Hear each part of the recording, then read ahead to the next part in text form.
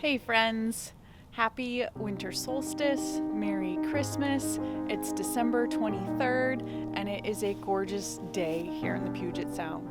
It's about 40 degrees out. We had a little bit of light snow 2 nights ago, and I just wanted to take you through my garden to let you see what it looks like in December, and I wanted to wish you all a Merry Christmas.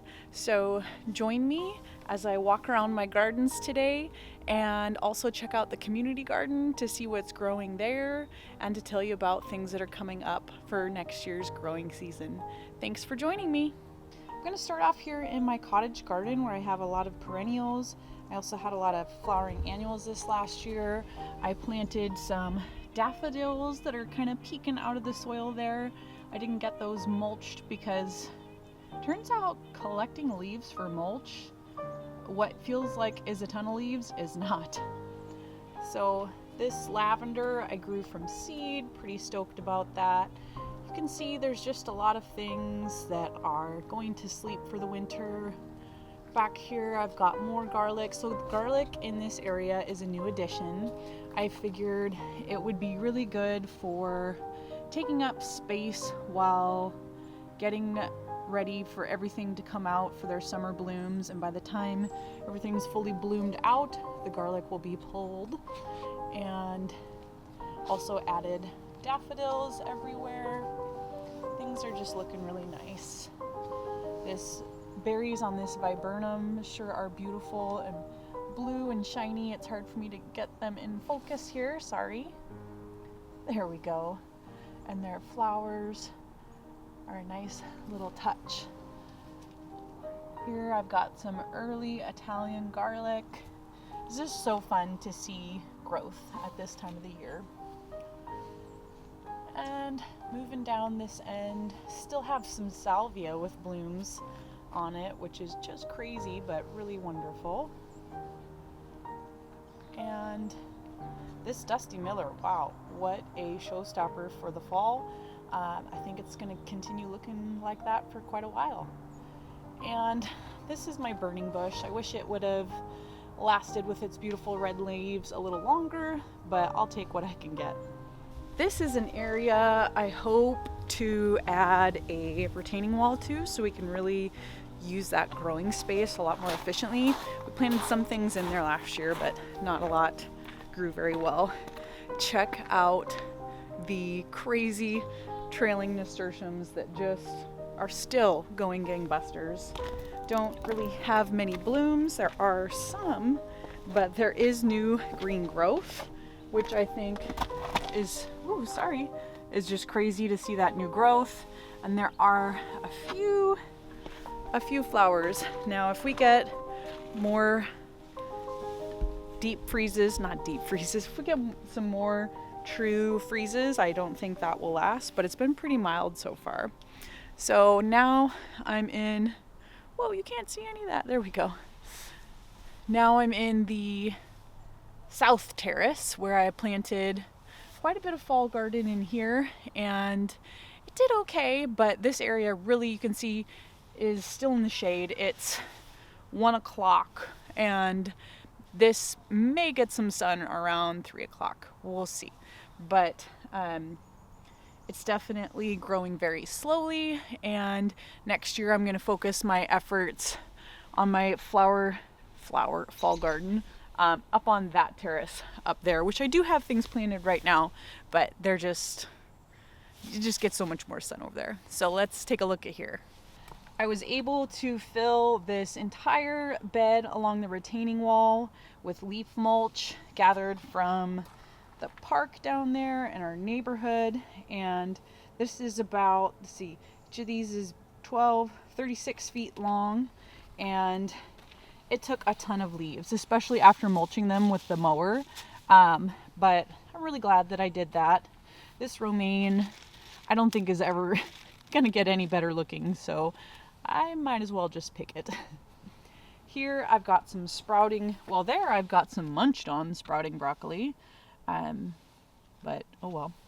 And up here I've got some sprouting broccoli that is starting to develop a little head in there, so that's exciting. You can see it's gonna have a lot of little florets developed along that main stem.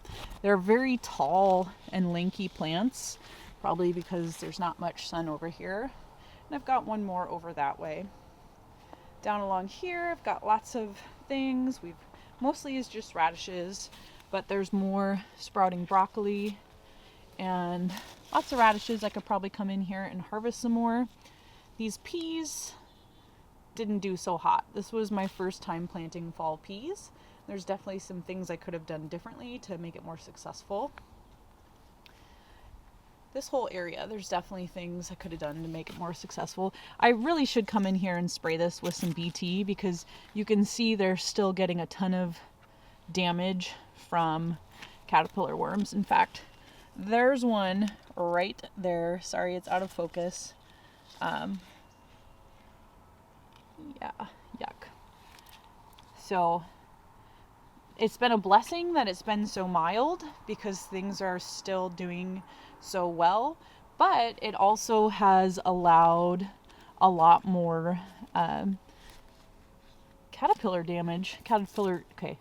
moth caterpillar damage, which, oh, sorry, those are just my peas that really need to just be pulled out. Get out of here! The wind keeps pulling them up. Oh, and they're just getting in the way of those radishes. Now they're gone. No more peas. They weren't really producing anyways. My kohlrabi are doing really poorly. I've had one that I've harvested, but these other ones just aren't sizing up. This one over here, I think I should probably get rid of, because I think it's the stem's becoming woody. It just hasn't bulbed up, but the stem is really tall and long, and a lot of times, and you can see it starting to kind of lengthen in there.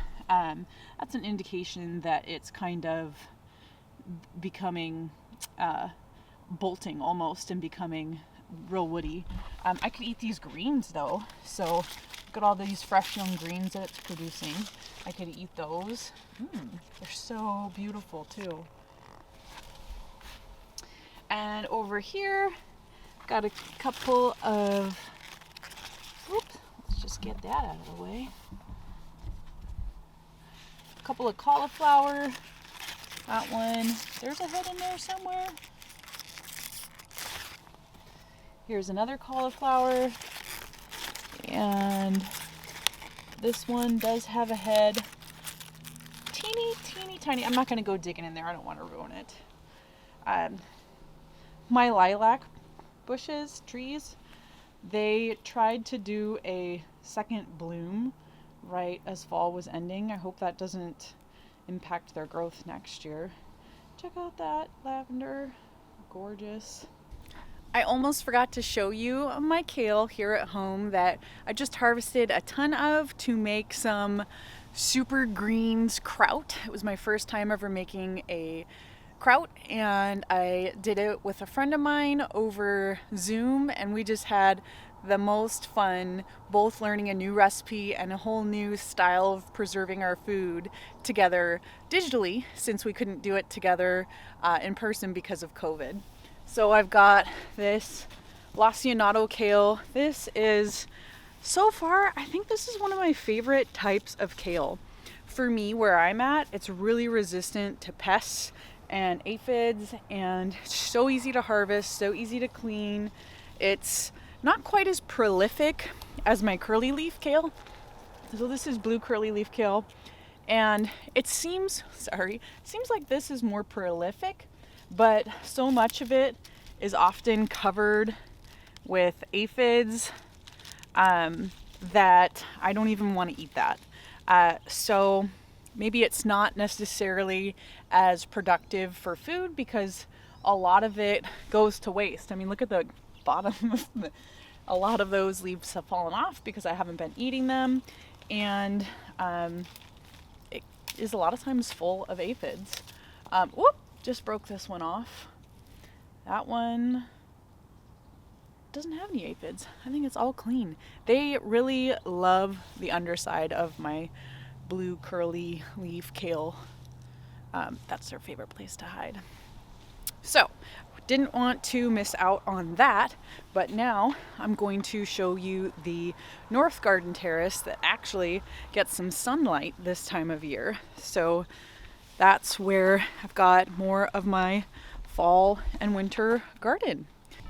I've got romaine sprinkled throughout, lots of different brassicas. So this is a Romanesco broccoli. I have some radishes that I think I planted these in November, and this carrot somehow came from up there in my carrot bed and it's growing down here, but hey, I'll take it. So maybe these radishes will produce something by, February, who knows. And more brassicas. That's another Romanesco. These snapdragons are still flowering. I feel so blessed to be able to see flowers in December, not just December, but the end of December. And they're beautiful. I'm sure they could even overwinter, but I hope to be creating a low tunnel here, so I'm probably going to be removing them once I start that project. And just all throughout this bed and empty space, there are radishes that I've sown. And here again is some kohlrabi that really is failing to thrive. This kale, this is red Russian kale. This is my first time growing it. It looks super healthy. I haven't harvested any yet just because I'm nervous to harvest too much, but I could probably take a couple leaves from each plant and it'll be fine. This I seeded on August 15th, and here it is, nice and happy. More sprouting broccoli, more cauliflower, I believe is what that is. Ooh, I could stir fry these leaves up.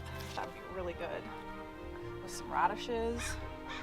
This sprouting broccoli has a little tiny floret on it.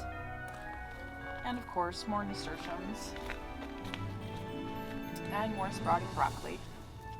Sprouting broccoli seems to grow a lot better for me than a full head broccoli. Here are my raised beds with the trellis on the back and the retaining wall. And I've got radishes and beets and a very struggling broccoli. These beets, wow, the color coming through those beet leaves is so gorgeous right now.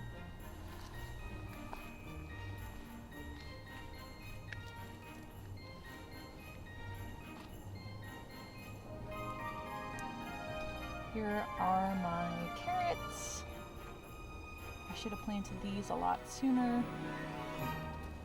This is where my cucumbers grew in the summer.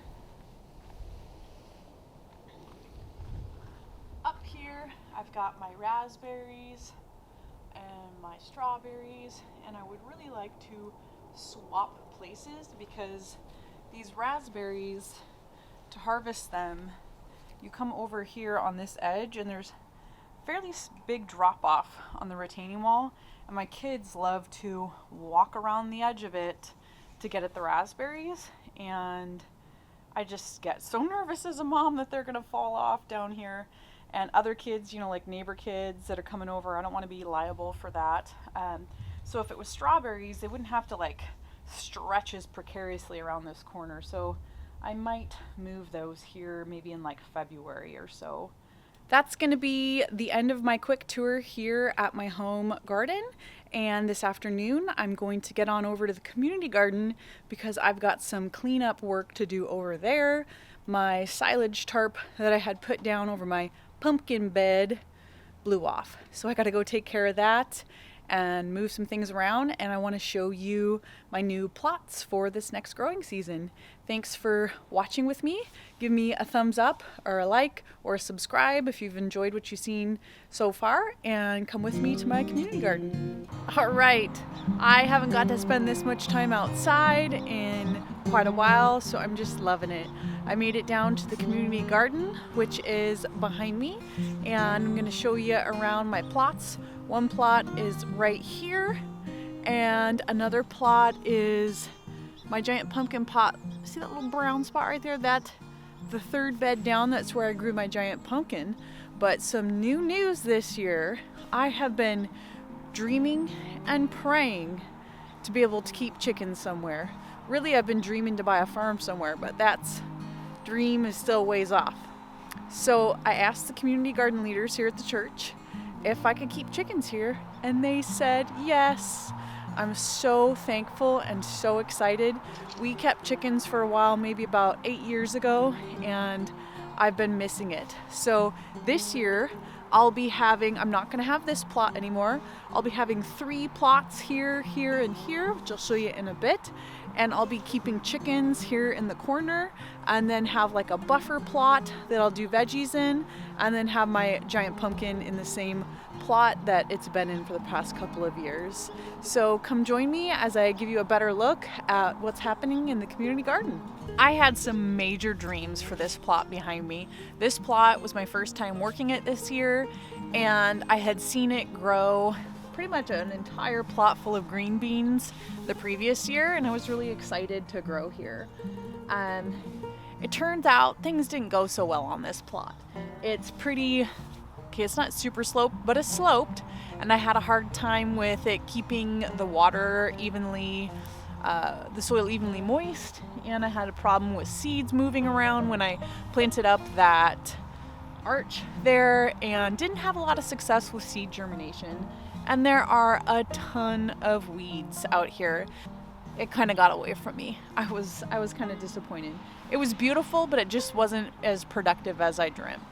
My new plots, well, here is my giant pumpkin plot, Bruce's plot number 3. And my husband and I got this all weeded up and put that big silage tarp on top. But apparently the stakes that we put in were not enough because it blew off, and I need to get it recovered ASAP because we worked so hard to get the weeds out of that.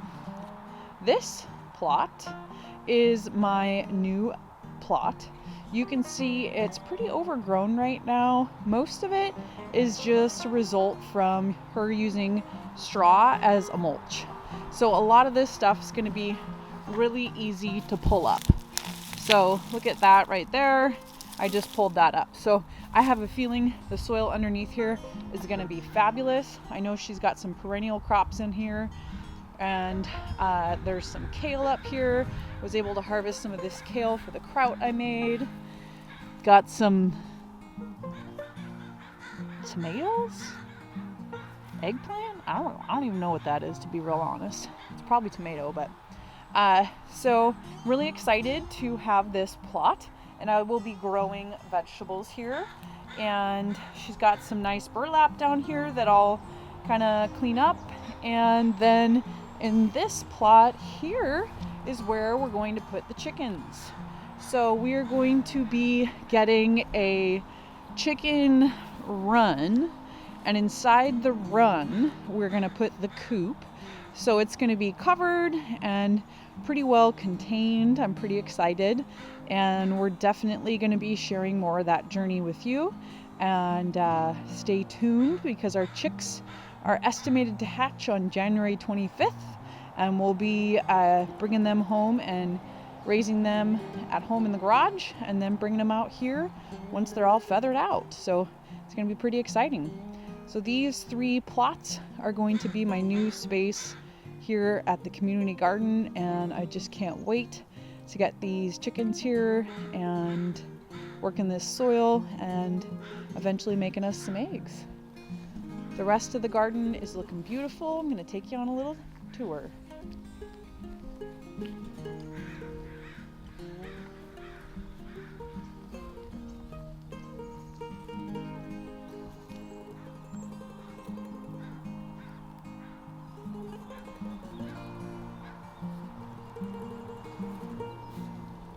Assuming this is chard, or perhaps it's some giant beets. Let's take a peek. Oh wow, there is a giant beet under there. Yep, those are some giant beets. Hopefully someone will come and harvest those. It's so hard to see food not be harvested here, and it just go to waste.